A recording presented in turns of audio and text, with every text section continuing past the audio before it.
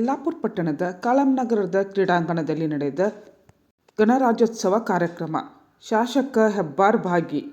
ಜನವರಿ 26ರಂದು ಬೆಳಗ್ಗೆ ಸುಮಾರು 9 ಗಂಟೆಗೆ ಪಟ್ಟಣದ ಕಾಳಮ್ಮನಗರದ ತಾಲೂಕಾ ಕ್ರೀಡಾಂಗಣದಲ್ಲಿ ತಾಲೂಕಾಡಳಿತದಿಂದ ಆಯೋಜಿಸಲಾಗಿದ್ದ 77ನೇ ಗಣರಾಜ್ಯೋತ್ಸವದ ಧ್ವಜಾರೋಹಣ ಕಾರ್ಯಕ್ರಮದಲ್ಲಿ ಶಾಸಕ ಶಿವರಾಮ್ ಹೆಬ್ಬಾರ್ ಅಧ್ಯಕ್ಷತೆ ವಹಿಸಿ ಮಾತನಾಡಿ, ಗಣರಾಜ್ಯೋತ್ಸವವು ನಮ್ಮ ಸಂವಿಧಾನಾತ್ಮಕ ಮೌಲ್ಯಗಳು, ದೇಶದ ಏಕತೆ ಮತ್ತು ಪ್ರಜಾಪ್ರಭುತ್ವದ ಮಹತ್ವವನ್ನು ನೆನಪಿಸುವ ಪವಿತ್ರ ದಿನವಾಗಿದೆ. ಯುವ ಪೀಳಿಗೆ ರಾಷ್ಟ್ರಭಕ್ತಿ, ಶಿಸ್ತು ಹಾಗೂ ಸಾಮಾಜಿಕ ಹೊಣೆಗಾರಿಕೆಯನ್ನು ಜೀವನದಲ್ಲಿ ಅಳವಡಿಸಿಕೊಳ್ಳಬೇಕು ಎಂದರು.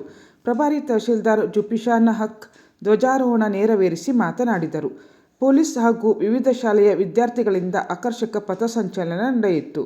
ಗಣರಾಜ್ಯೋತ್ಸವದ ಅಂಗವಾಗಿ ವಿವಿಧ ಇಲಾಖೆಗಳು ಹಾಗೂ ಸಂಸ್ಥೆಗಳ ಸಂಯೋಗದಲ್ಲಿ ಆಯೋಜಿಸಲಾದ ಸಾಂಸ್ಕೃತಿಕ ಕಾರ್ಯಕ್ರಮಗಳು ಮತ್ತು ವಿವಿಧ ಸ್ಪರ್ಧೆಗಳು ನಡೆದವು.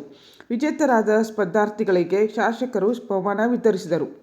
ವೇದಿಕೆಯಲ್ಲಿ ತಾಲೂಕಾ ಪಂಚಾಯತ್ ಕಾರ್ಯನಿರ್ವಹಣಾಧಿಕಾರಿ ರಾಜೇಶ್ ದನ್ವಾಡ್ಕರ್, ಸಿಪಿಐ ರಮೇಶ್ ಹಾನಾಪುರ್, ಪಟ್ಟಣ ಪಂಚಾಯತ್ ಮುಖ್ಯಾಧಿಕಾರಿ ಕುಮಾರ್ ನಾಯ್ಕ್, ಗ್ಯಾರಂಟಿ ಸಮಿತಿ ಅಧ್ಯಕ್ಷ ಉಲ್ಲಾಸ್ ಶಾನ್ಬಾಗ್, ಶಿಕ್ಷಕರ ಸಂಘದ ಜಿಲ್ಲಾಧ್ಯಕ್ಷ ನಾರಾಯಣ್ ನಾಯ್ಕ್ ಇತರರು ಉಪಸ್ಥಿತರಿದ್ದರು.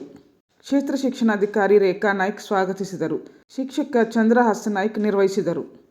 ದೇಶ ಸ್ವತಂತ್ರವಾಗಿದೆ, ಸ್ವತಂತ್ರ ಭಾರತ ಆಗಿದೆ.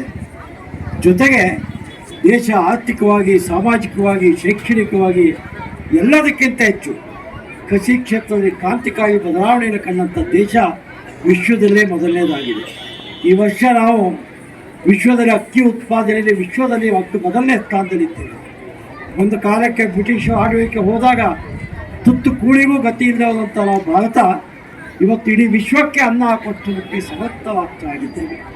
ಇಂಥ ಒಂದು ಬಲಿಷ್ಠ ರಾಷ್ಟ್ರವನ್ನು ಕಟ್ಟತಕ್ಕಂಥ ಶಕ್ತಿ ನಮ್ಮೆಲ್ಲ ಯುವ ತಂಡಕ್ಕೆ ಬರಲಿ.